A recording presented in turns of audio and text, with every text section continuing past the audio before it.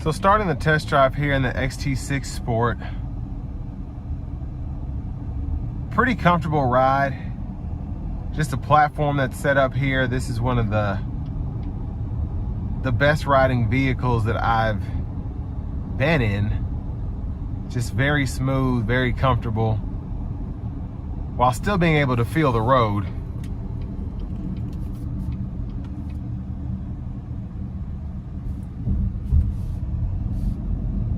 But we're gonna give it just a little bit of throttle here in all-wheel drive mode.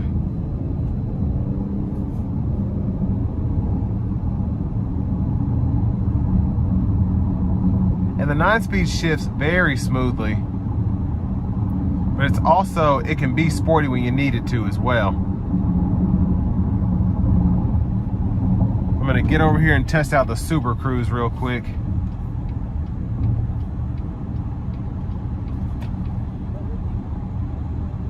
Hit the wrong button there.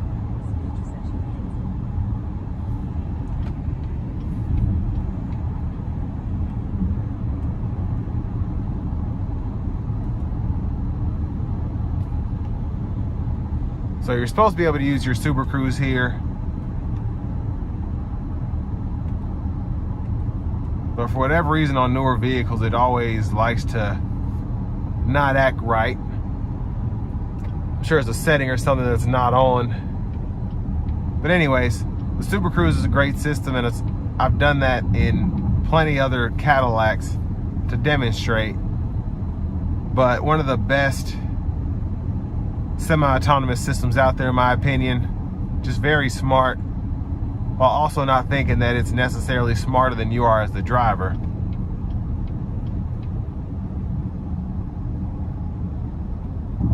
Now for the paddle shifter, it's pretty easy to use. You can turn those on and off as you want to, or just go into your straight manual mode.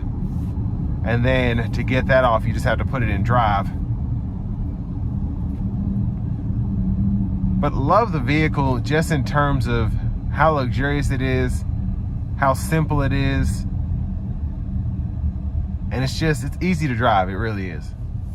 Now for a $70,000 vehicle, I think where this thing lacks the most is performance, but I think there's a big market for people who want something that's luxurious as this XT6 is, and they don't necessarily want twin turbo V6s or these fancy engines that you get from Mercedes, BMW, Audi.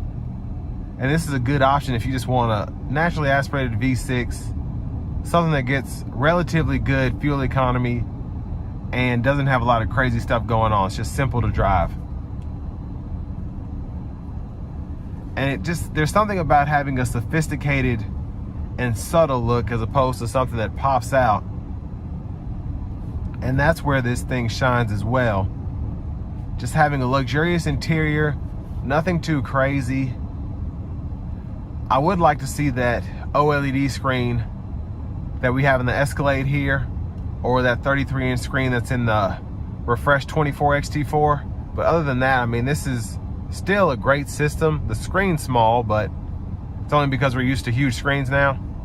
And this still does everything I need it to do.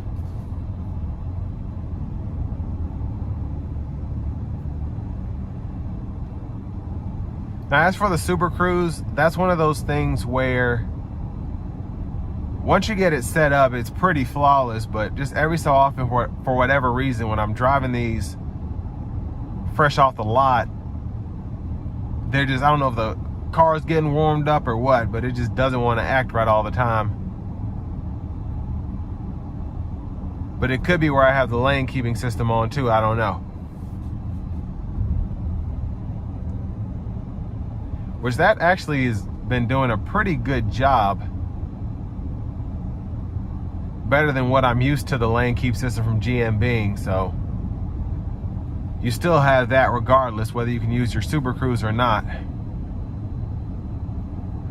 But overall, just it's got the powertrain that's offered in the Enclave, the Traverse, the Acadia.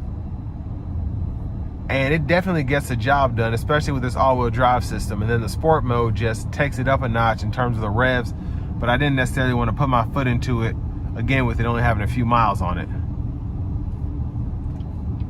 But a very luxurious 3-row SUV.